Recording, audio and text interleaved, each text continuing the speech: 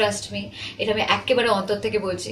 তোমাদের ভালোবাসা, তোমাদের আশীর্বাদ ছাড়া আমি আজকে কিচ্ছু হতে পারতাম না। এবার তৃণমূলের সংরক্ষিত আসন থেকে পদত্যাগ করতে যাচ্ছেন অভিনেত্রী কোয়েল মল্লিক। নির্বাচনী ফলাফলের পর রাজ্য রাজনীতিতে যেমন রদবদল ঘটেছে, তেমনি আলোচনার কেন্দ্রে উঠে এসেছেন অভিনেত্রী ও সাংসদ কোয়েল মল্লিক। দলের ভরাডুবির পর থেকেই কোয়েলের দীর্ঘ নীরবতা নিয়ে তৃণমূলের অন্দরেই শুরু হয়েছে নানান কানাঘুষা। খোদ দলীয় নেত্রী মমতা বন্দ্যোপাধ্যায়ও নাকি এই পরিস্থিতিতে কোয়েলের ভূমিকায় খুব একটা সন্তোষজনক নন। এবার রাজনীতিকে চিরবিদায় জানাতে যাচ্ছেন কোয়েল মল্লিক। তৃণমূল কংগ্রেসের সংরক্ষিত আসন থেকে তার পদত্যাগের সিদ্ধান্ত ঘিরে বর্তমানে বিনোদন ও রাজনৈতিক মহলে তীব্র গুঞ্জনও শুরু হয়েছে।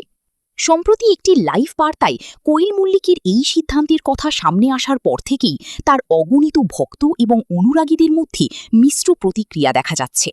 খবর অনুযায়ী তৃণমূলের টিকিটে রাজ্যসভার সাংসদ হিসেবে শপথ নিলেও তৃণমূলের ভরাডুবির পর সেই সমীকরণ একদমই পাল্টে গেছে। সাম্প্রতিক নানান বিতর্ক মানসিকভাবে বিধ্বস্ত করে দিয়েছে কোয়েল মল্লিককে। গুঞ্জন শোনা যাচ্ছে, জনপ্রতিনিধি হিসেবে কাজ করার ইচ্ছে থাকলেও রাজনীতির কাদা ছুড়োছুড়ি এবং সমালোচনার চাপে তিনি নিজেকে সরিয়ে নিতে চাইছেন। বিশেষ করে কোয়েল মল্লিকের পরিবারের মতো একটি ঐতিহ্যবাহী এবং সম্মানীয় পরিবারকে নিয়ে রাজনৈতিক মহলে যে সমালোচনা শুরু হয়েছে, তা কোয়েল মল্লিক সহজভাবে নিতে পারছেন না। বিধানসভা নির্বাচনী দলের ভরাডুবি এবং রাজনৈতিক নানান বিতর্কের কারণে ভক্তদের একাংশ মল্লিক পরিবারের প্রতি ক্ষোভ প্রকাশ করেছেন। এমনকি কোয়েল মল্লিকের বাবা রঞ্জিত মল্লিককেও তীব্র সমালোচনার মুখে পড়তে হয়েছে।